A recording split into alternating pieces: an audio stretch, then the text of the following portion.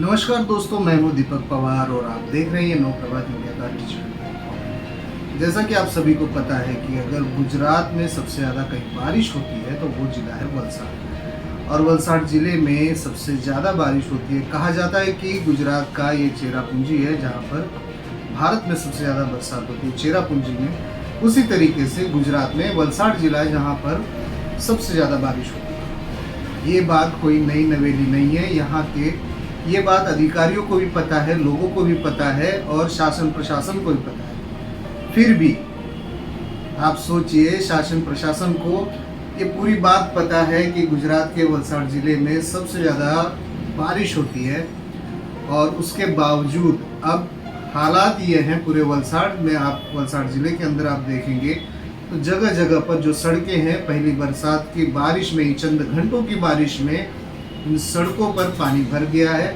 लोगों का चलना मुश्किल हो गया है, दुकानों के अंदर पानी भर गया है, कई वाहन चालक परेशान हैं, तो कई लोग इससे परेशान हो चुके हैं। बताया जाता है कि हर साल प्री मानसून कार्य के लिए कई सारे पैसे, कई लाखों करोड़ों रुपए खर्च हो जाते हैं और जैसे ही बारिश गिरती है इन सारे खर्चों का, प्री मानसून की कामगिरी का, इनके कामों का, इनके कार्यों की पोल खुल जाती है। फिर भी एकदम अनजान बनकर ये जो शासन प्रशासन के लोग हैं, जो पदाधिकारी है, जिनके जिम में ये सड़कें बनाना है, जिनके जिम में ये गटर बनाना है, ऐसे लोग बड़े ही अलग तरीके से हंसते हैं, मुस्कुराते, पता नहीं कैसे कोई बात कर लेते हैं। ये इन्हें अपने आप में भी कभी ये फीलिंग नहीं आती कि हमने जो काम किए वो काम किस स्तर के हमारे काम है और उस काम के अंदर जो लापरवाही है उसका खामियाजा आप जनता भोग रही है।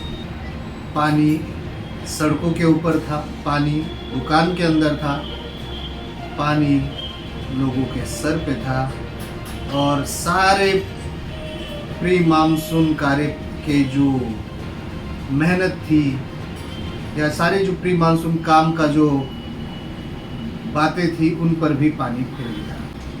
वापी शहर के प्रत्येक रास्तों पर, हर सड़क पर, हर गटर में, गटर तो मानो कि गटर है ही नहीं, यहाँ पे खोद खाद के छोड़ दिया गया है। जैसे आप वापी शहर कभी घूमे होंगे तो आपने देखा होगा कि हर जगह, हर 2-4 किलोमीटर पर इतना गड्ढे खोदे, मट्टी पूरी फेंकी हुई है और उस पर ये बारिश हो रही है।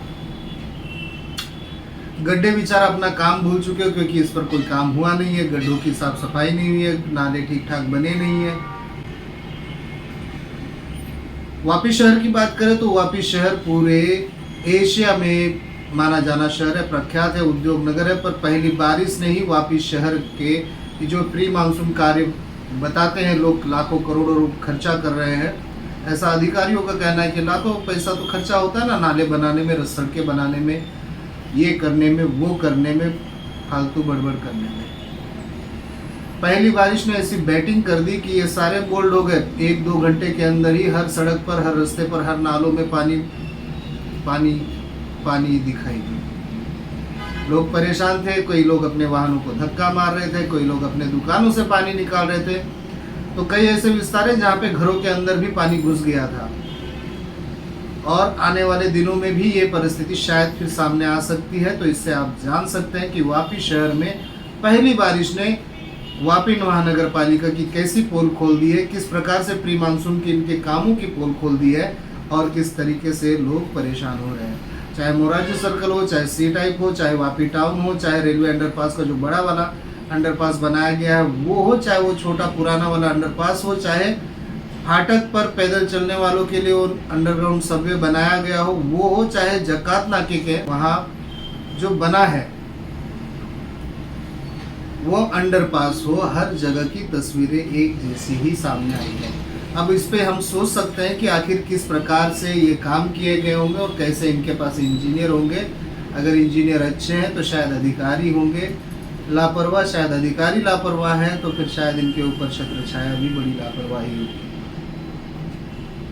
धन्यवाद।